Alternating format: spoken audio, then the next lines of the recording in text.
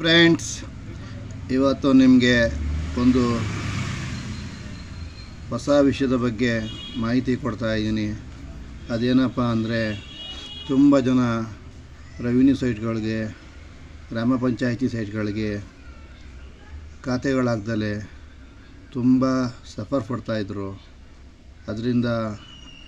ಅದರ ಬಗ್ಗೆ ಒಂದು ಸಂತೋಷದ ಒಂದು ಮಾಹಿತಿ ಸಿಕ್ಕಿದೆ.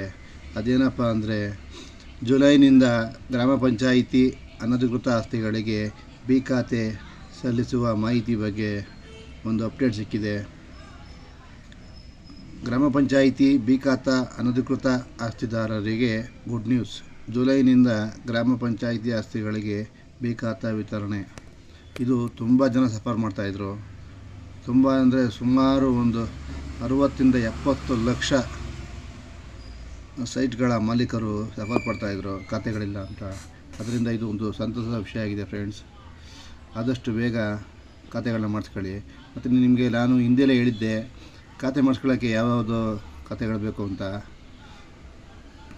ಯಾವ ಡಾಕ್ಯುಮೆಂಟ್ ಬೇಕು ಅಂತ ಹೇಳಿದ್ದೆ ಫ್ರೆಂಡ್ಸ್. ಅದು ಯಾವ ಡಾಕ್ಯುಮೆಂಟ್ಸ್ ಅಂದರೆ,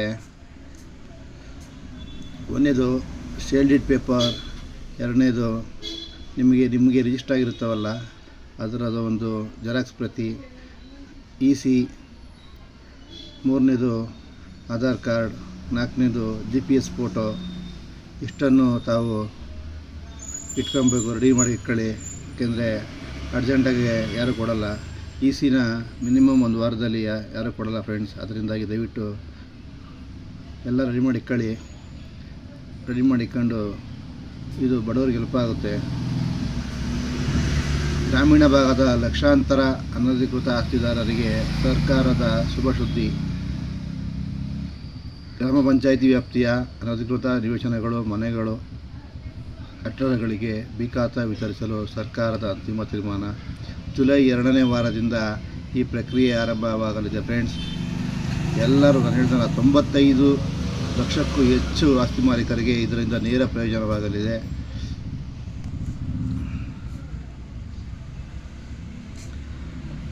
ಅನಧಿಕೃತ ಬಡಾವಣೆ ನಿವೇಶನದಾರರಿಗೆ ಒಂದು ಬಾರಿಗೆ ಅನುಕೂಲ ಮಾಡಿಕೊಡಬೇಕೆಂಬ ಕಾಯ್ದೆಯು ಅನುಷ್ಠಾನ ತಂದಿದ್ದು, ಇದರಿಂದ ನೇರ ಪ್ರಯೋಜನವಾಗಿದೆ ಫ್ರೆಂಡ್ಸ್.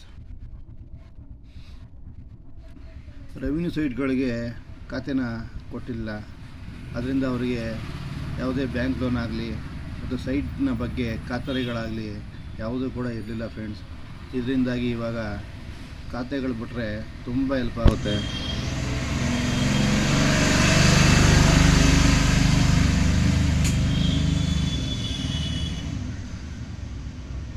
ಆದಷ್ಟು ಬೇಗ ಎಲ್ಲ ದಾಖಲಾತಿಗಳನ್ನು ರೆಡಿ ಮಾಡಿ ಇಟ್ಕೊಂಡು ಖಾತೆಗಳನ್ನ ಮಾಡಿಸ್ಕೊಳ್ಳಿ ಅಂತ ಈ ಮುಖಾಂತರ ನಾನು ನಿಮ್ಮಲ್ಲಿ ಸಲಹೆ ಕೊಡ್ತಾಯಿದ್ದೀನಿ.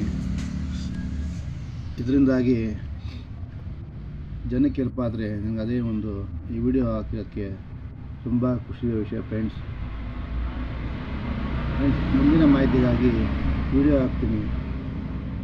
ದಯವಿಟ್ಟು ನನ್ನ ಚಾನಲ್ನ ಲೈಕ್ ಮಾಡಿ ಮುಂದಿನ ವಿಡಿಯೋ ಹಾಕೋಕ್ಕೆ ಸಹಕರಿಸಿ ಫ್ರೆಂಡ್ಸ್. ಇದರ ಎಲ್ಲ ಮಾಹಿತಿಗಾಗಿ ನನ್ನ ಚಾನಲ್ನ ಲೈಕ್ ಮಾಡಿ ಮುಂದಿನ ಅಪ್ಡೇಟ್ಗಾಗಿ ಸಹಕರಿಸಿ friends. Okay friends, thank you.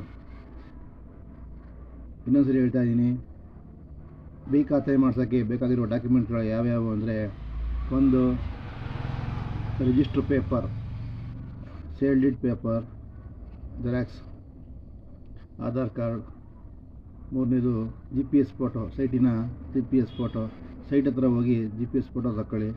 ನಾಲ್ಕನೇದು EC ಅಂದರೆ ಅಪ್ ಟು ಈ ತಿಂಗಳಿನವರೆಗೂ ನೀವು EC ತಗೊಂಡು ರೆಡಿ ಮಾಡಿಕೊಳ್ಳಿ. ಇಷ್ಟು ಮಾಹಿತಿಗಳು ನಿಮಗೆ ಬೇಕಾಗುತ್ತೆ. ಇದರಿಂದ ರೆವಿನ್ಯೂ ಸೈಟ್ಗಳ ಒಂದು ಖಾತ್ರಿಯನ್ನು ಪಡಿಸ್ಕೋಬೋದಾಗಿದೆ friends. Okay friends, thank you. ನನ್ನ ವಿಡಿಯೋ ನೋಡಿ ಸಹಕರಿಸಿ.